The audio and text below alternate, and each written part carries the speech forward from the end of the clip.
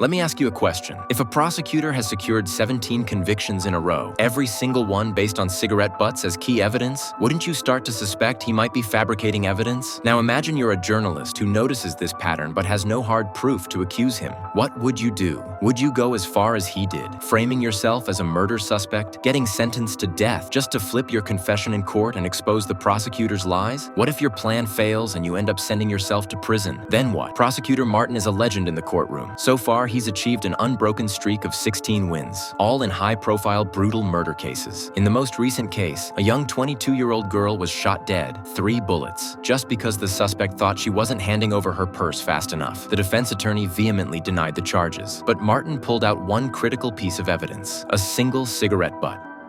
It had the suspect's DNA on it, allegedly found at the crime scene. With such irrefutable evidence, Martin clinched his 17th victory and walked out of court with his head held high. Time after time, Martin brings criminals to justice. In the eyes of the public, he's the very face of righteousness, and yet he remains humble on camera, attributing all his wins to the triumph of justice over evil. But to journalist Jack, all this seemed like calculated image building. Today's not about keeping score.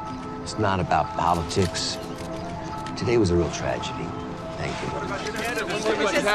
Could he be smoother? Jack couldn't shake the feeling that something was off. So to test his theory, he cozied up to Martin's intern and got his hands on case files. What he found confirmed his worst suspicions. The next day, Jack rushed into his editor's office, excitedly claiming to have a bombshell story that could destroy Martin's entire career. He explained that Martin used to be just another average prosecutor who lost more cases than he won, until, out of nowhere, he started winning one murder trial after another. This wasn't just luck. Jack was convinced Martin had rigged the game. When the editor expressed doubt, Jack pointed to the case file from the recent murder. According to the police, no trace of the suspect was found at the scene. No fingerprints, no witnesses, nothing but a single cigarette butt. But why would a killer who went so far as to pick up his spent shell casings deliberately leave behind a conspicuous cigarette right next to the victim's body?